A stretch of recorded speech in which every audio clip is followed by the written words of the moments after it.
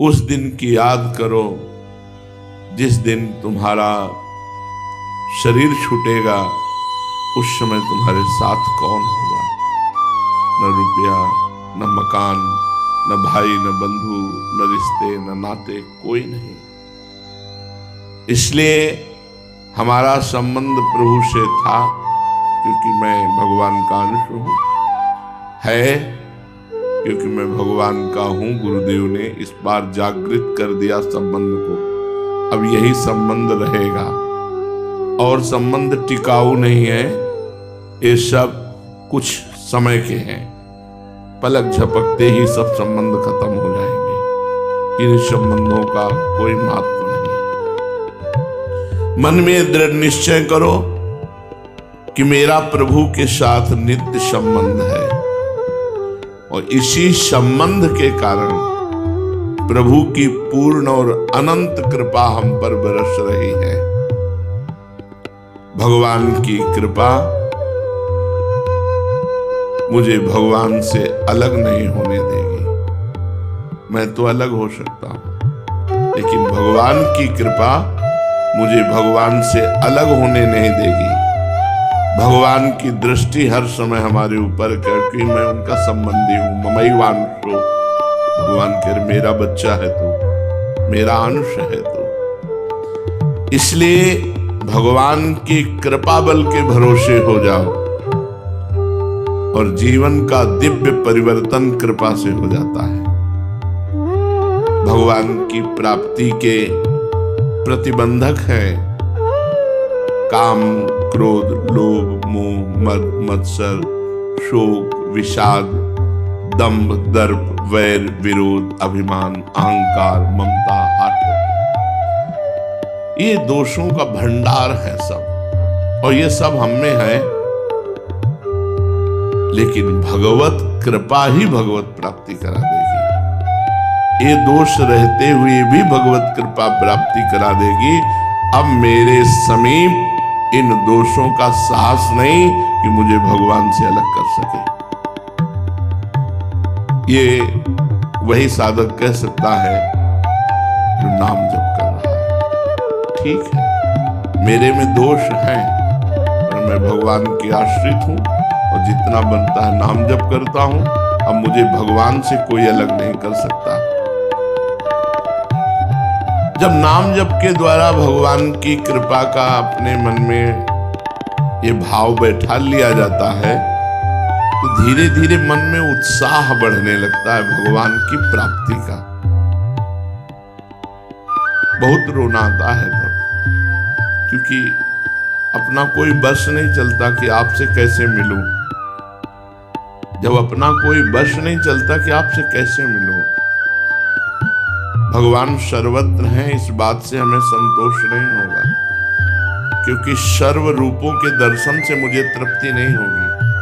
मुझे आराध्य देव रूप जो हमने स्वीकार किया है, निकस कुंज ठाढ़े भये भुजा परस्पर अंश, श्री राधा वल्लभ मुख कमल, निरखी नयन हरिवंश। जब तक ये रूप भर नेत्र नहीं देखेंगे, तब तक ये बात हमें संतोष देने वाली नहीं कि आप ही सब रूपों में हो, क्योंकि हमने सब रूपों से प्यार नहीं किया। हमने आपके इस रूप से प्यार किया है। आप इस रूप में हमें मिलिए। हम देख तो रहे क्या संतोष हो रहा है। भगवान ही तो सब रूपों में है, पर मुझे संतोष थोड़ी हो रहा। मुझे संतोष तब होगा जब मनोमृणाल भूषण भूषित भुज श्याम अंश पर डारी, जैसे हित हरिवंश जुगल करनी गज, बिहरत बन पिया प्यारी। जब आप दोनों गलवहियां देकर हमारे नेत्रों के सामने विहरण करते दिखाई दे, तो मुझे संतोष हो। मुझे इस अंतर्यामी रूप से सब रूपों से प्यार नहीं है, इसलिए मुझे तृप्ति इन रूपों के दर्शन से नहीं होगी। मुझे तृप्ति होगी आपके इस रूप के दर्शन से। तो कभी कभी विकलता बढ़ती है। ये प्रेम का प्रभाव होता है कि तन मन के बिछुरे नहीं पर चाह बढ़े दिन में। एक अतृप्ति रहती है। संयोग होते हुए भी एक असंयोग की अनुभूति होती रहती है, तभी वो विकलता बढ़ते हैं। ऐसा नहीं कि जैसे आपको मिल गए तो अब आपको क्या, उसको तो और परेशानी हो गई। जो मैं ऐसा जानती, पीत किए दुख होए, नगर ढिंढोरा पीटती अजी प्रीत न करियो। क्योंकि देखते हुए भी अनदेखे लगे, प्यारी जू जब जब देखो तेरो मुख, तब तब नयो नयो लागत। ऐसो भ्रम होत, जब परब्रह्म परमात्मा भगवान श्री कृष्ण बोल रहे हैं, ऐसो भ्रम होत कबहू देख्यो नरी, तो फिर साधक की क्या दशा होगी? अगर साधक को ऐसा अनुभव होता है मानो हमने कभी नहीं देखा, कभी नहीं मिले, तो कौन सी बात है? जब परब्रह्म परमात्मा सर्वांतर्यामी सर्वशक्तिमान सर्वज्ञ वो कह रहे हैं, प्यारी जू जब जब देखो तेरो मुख, तब तब नयो नयो लागत। ऐसो भ्रम होत कबहू देख्यो नरी, दुति को दुति लेखने न कागज। तो उपासक के हृदय में एक उमंग आती है, मैं प्रभु से मिलूं, पर अब कैसे मिलूं, क्या करूं, कहां जाऊं, किसको किससे कहूं? उसे कुछ नहीं दिखाई देता, बस रोना आता है, प्रभु जैसा भी हो आपका हो, आप अपनी कृपा से मिल जाओ, मेरे में कोई सामर्थ्य नहीं, मैं क्या करूं, क्या उपाय करूं, क्या करूं? सब करके देख लिया, अब आप अपनी कृपा से मिल जाओ। मन भगवान से मिलने के लिए उतावला हो जाता है, ये स्थिति बहुत बड़ी है। परम पवित्र जीवन उसका जिसके मन में भगवान की भूख जग गई है, अब प्रभु मिलना चाहिए।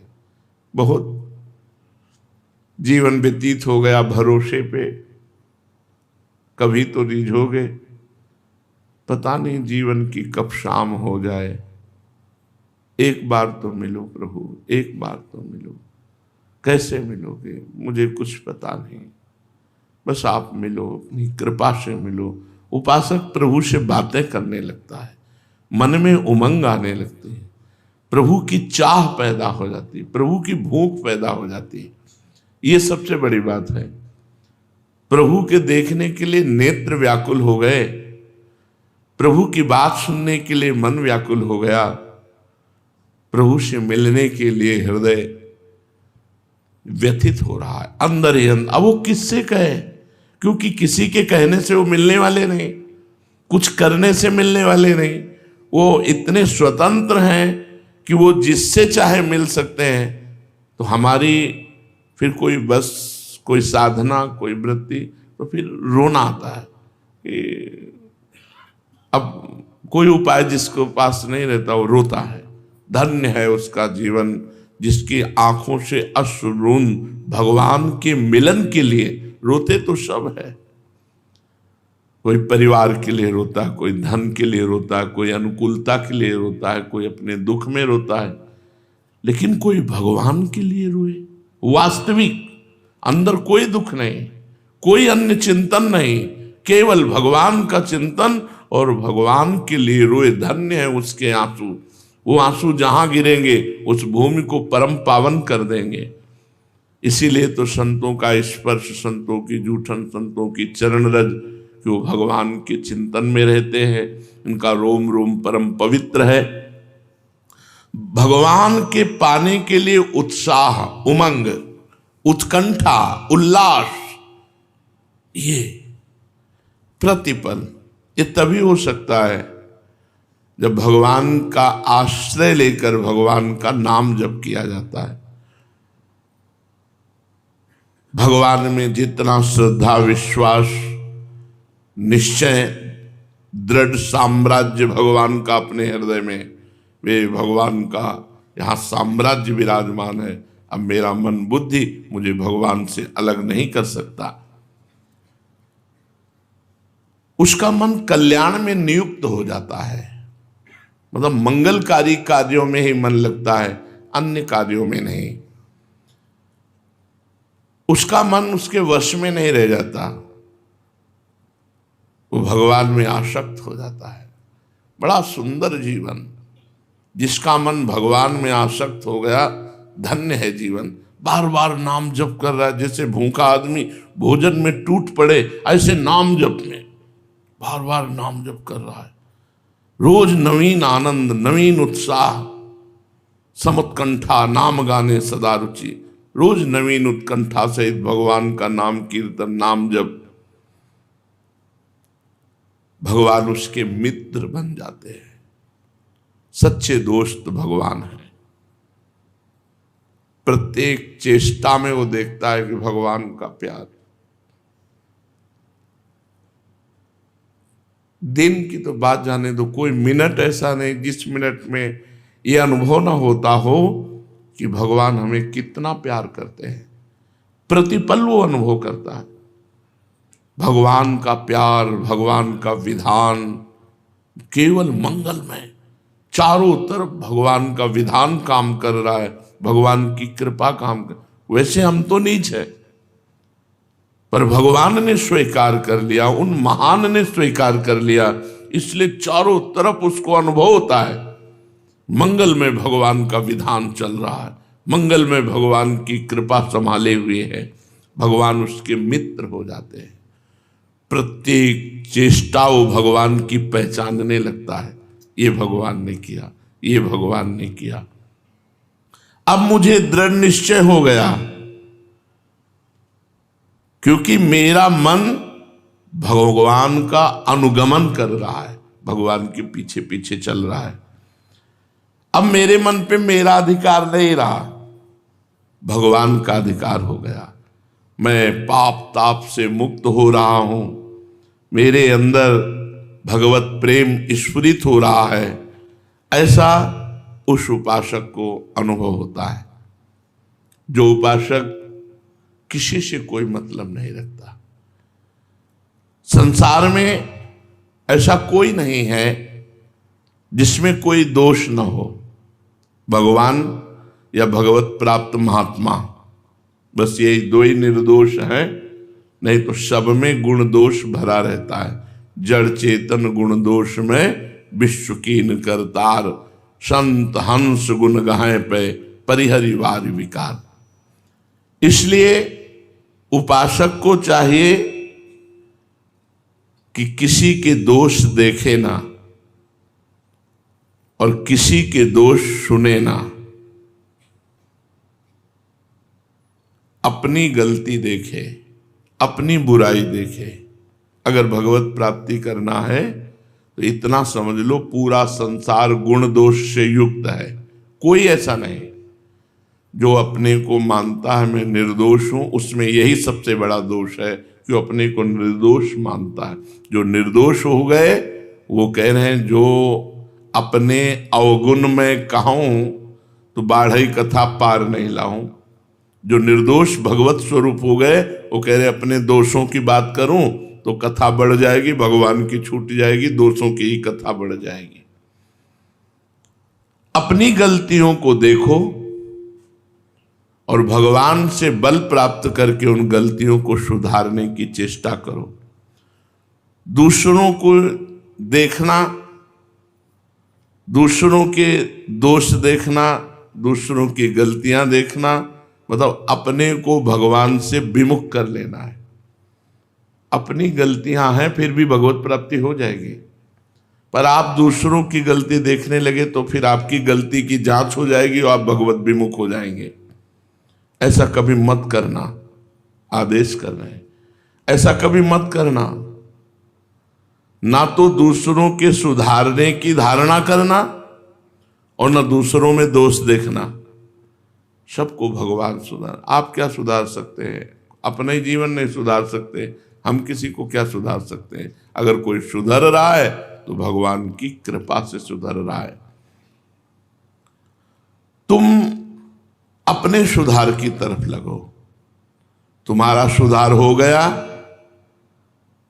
तो जगत का एक अंग सुधर गया तो बहुत कुछ सुधर जाएगा। पहले तुम सुधरो, पहले तुम भगवत प्राप्ति करो, पहले तुम अपना कल्याण करो। यदि सबका सुधार चाहते हो तो किसी के दोष मत देखो, अपना सुधार कर लो, तो सबका सुधार क्या हो जाएगा? सब में भगवान दिखाई देंगे, फिर दोष दिखाई ही नहीं देगा। जो दूसरों के दोष देखा करते हैं, दूसरों के दोषों का वर्णन करते रहते हैं, वो साधक होते ही नहीं है। भले साधक वेश में हो, प्रपंची है। वो खुद कभी सुधरेंगे नहीं, दूसरों को उपदेश देते रहते हैं। वो जगत को भी धोखा दे रहे हैं और अपने को भी धोखा दे रहे हैं। उत्तम से उत्तम शास्त्रीय सद्गुणों को ग्रहण करो, उत्तम से उत्तम सद्गुणों को ग्रहण करो। संसार का प्रत्येक प्राणी माया के द्वारा चलाया जा रहा है। त्रिगुण माया, सतोगुण, रजोगुण, तमोगुण। कभी तमोगुण, कभी सतोगुण, कभी रजोगुण। हमको ये नहीं देखना, हमको सब में भगवान देखना है। तात सुनो माया कृत गुण और दोष अनेक, गुण या उभय न देखी। न गुण देखना है न दोष देखना है। और देखी सो अविवेक, अगर देखता है तो अज्ञानी है। इतना सुंदर शुभ जीवन बनाने का अवसर मिला है, परंतु जो केवल बातें बनाते रहते हैं, भजन नहीं करते, वो ऐसा नहीं कर सकते। भजन करना अनिवार्य है। भजन करोगे तो आपकी गलतियां धीरे धीरे कम होती जाएंगी, विषय कीचड़ धुलता जाएगा, आप निर्मल होकर भगवान की प्राप्ति के योग्य हो जाएंगे। जैसे धन का लोभी चुपचाप धन कमाने में लगता है, वो व्याख्यान नहीं देता, वो चुपचाप केवल धन कमाने में लगा रहता है। ऐसे नाम जप करो चुपचाप, किसी की सुनो मत, किसी को सुनाओ मत, किसी से मतलब मत रखो। जब तक भगवान से गाढ़ संबंध न हो जाए तब तक किसी से नहीं। किसी से संबंध करने का मतलब है अपने को अपनी स्थिति से गिराना। किसी से भी संबंध रखने का मतलब है अपने प्रभु से विमुख हो जाना, अपनी स्थिति से गिर जाना। इसलिए चुपचाप, जैसे एक कंजूस आदमी धन कमाता है और समेट के रख लेता है, वो गरीबी दिखाता है, ऐसे ही खूब नाम जप करो और समेट कर भगवान के चरणों में समर्पित करो। अभिमान मत करो कि मैं भक्त हूं, व्याख्यान मत दो, चुप रहो। ये व्याख्यान आदि उपदेश आदि गुरु कृपा से, गुरु आज्ञा से किए जाते हैं, इसमें मनमानी नहीं चलता। अगर गुरु ने आदेश किया है कि आप ऐसी सेवा करो तो भगवान आपकी रक्षा करेंगे, आपको सद्गुण देंगे और भगवान आपके साथ रहेंगे, क्योंकि गुरु आज्ञा पे चल रहे हैं। ये विचार छोड़ दो कि मैं किसी को सुधार सकता हूं। छल कपट ये तुम्हारे मित्र बन जाएंगे, तुम इनके नौकर बन जाओगे यदि सुधारने के चक्कर में चले। सहानुभूति, सम्मान, मधुर वचन ये तुम्हारे होने चाहिए। तुम एक अनंत की यात्रा के साधक हो, अनंत भगवान की यात्रा। तुम्हारे पास समय नहीं किसी को समझाने का, हर समय नाम जप करो। सुख चाहते हो, प्रेम चाहते हो, भगवान को चाहते हो, तो सब जो भी मिले सम्मान दो, प्रेम से वार्ता करो। संबंध किसी से नहीं, कोई भी गली में मिल गए कोई तो राधे श्याम, आप कहाँ रहते हो, चलो आपकी कुटिया चलते हैं, ऐसी गलती मत करना। कोई भी हो, अपनी कुटिया में नहीं, वो हमारा भजन स्थल है। कोई स्त्री साधक किसी पुरुष को किसी भी तरह से अपनी कुटिया में नहीं, कोई पुरुष साधक किसी भी संबंध से, वो बहन ही क्यों ना हो, अपनी कुटिया में नहीं। अगर आप सिद्धांत से चलोगे तो कभी पतित नहीं होगे, कभी भ्रष्ट नहीं होगे। ईश्वर में विश्वास, निराशा, असफलता, दुख, शोक, विषाद, अशांति, अवनति, दुर्गति, अवरोध, कलह, भय, बंधन, बीमारी, विनाश, इसका नाश कर देती है। इसमें और कोई साधन नहीं बताया। केवल भगवान पर विश्वास रखने से निराशा, असफलता, दुख, शोक, विषाद, अशांति, अवनति, दुर्गति, अवरोध, कलह, भय, बंधन, बीमारी, इनका विनाश हो जाता है। भगवान के केवल विश्वास पर, मैं भगवान की शरण में हूं। आप सोचते होंगे ऐसा कैसे हो सकता है, लेकिन तुम्हारी कल्पना से नहीं, तुम्हारी कल्पना से नहीं, विश्वास करके देखो, ऐसा निश्चित हो जाएगा। यदि तुम विपरीत चिंतन करोगे, विपरीत वातावरण का सेवन करोगे, तो बुरा संयोग बनेगा और आपके अंदर ये सब आ जाएंगे, निराशा, असफलता, दुख, शोक।